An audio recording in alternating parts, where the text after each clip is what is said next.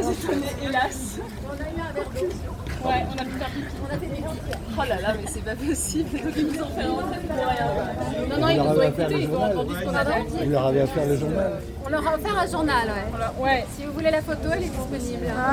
Mais oui, non, ils n'ont pas grand chose à dire. Ils ont écouté ce qu'on avait à leur dire, mais de toute façon, c'est pas eux qui décident de la nomination et du retrait de Dominique Antonin.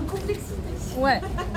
Mais pour eux, voilà, ils sont dans une situation qui est elle-même totalement ubuesque. Enfin, ça, c'est pas leur mot, mais nous, on a vraiment ce sentiment-là. Et que ça empêche justement de mettre en avant tout ce qui est fait par ailleurs sur ces questions-là, à la fois par le CNC et par les professionnels. Mais voilà, pour eux, rien ne va bouger jusqu'au procès. Et ça, nous, on peut pas accepter qu'on fasse comme si de rien n'était jusque-là. Ça n'a pas de sens parce que l'image de notre métier, de notre univers professionnel, il est totalement abîmé par ça. Qu'est-ce qui va se passer du coup Écoutez, d'abord on leur a offert ce journal. Voilà, c'est important de le dire, car ils ne l'auraient pas lu. Entendu, je pense que ça fait longtemps que c'est entendu. Non, non, on ne peut pas dire qu'on a été entendu. Non, je dirais pas ça. C'est plutôt un dialogue dessus. Le sentiment de faire face à un mur du silence inébranlable, avec toutes sortes de formulations et de rhétorique bien construite, mais qui n'engage pas un dialogue.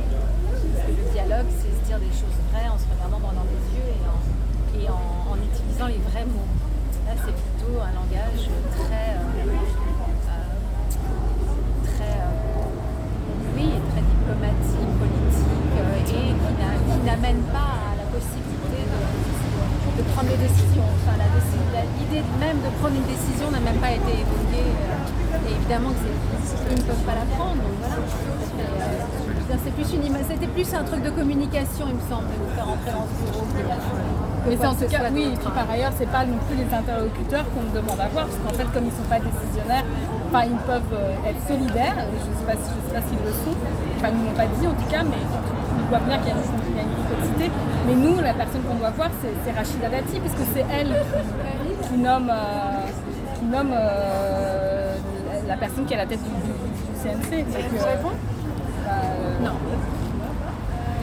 Rachida Dati, on ne peut jamais répondre. J'en avais appelé à Rachida Dati, vous n'avez jamais réussi à la voir. Ah non, moi j'ai pas appelé à Rachida Dati. Non, j'ai croisé Rachida Dati au César, mais je n'ai pas demandé à voir Rachida Dati, non. De toute façon, je pense que, étant donné ce qui se passe dans ce milieu et tout ce qu'elle entend, elle est au courant et c'est pas à moi d'appeler Rachida Dati. Non, mais c'est vrai que les collectifs, j'imagine, on fait appel à elle, on lui envoie des messages régulièrement, mais on a l'impression qu'elle aussi fait la sourde oreille. Enfin. Demandez au collectif. Est-ce que les collectifs font appel? Vous faites appel à Rachida Dati? Fanny, vous faites appel à Rachida Dati? Est-ce que les collectifs font? Est-ce qu'elle fait la sourde oreille? C'est plus à eux qu'il faut poser la question. Non, on parle. Vous approchez de nous. Avec le collectif 50-50 et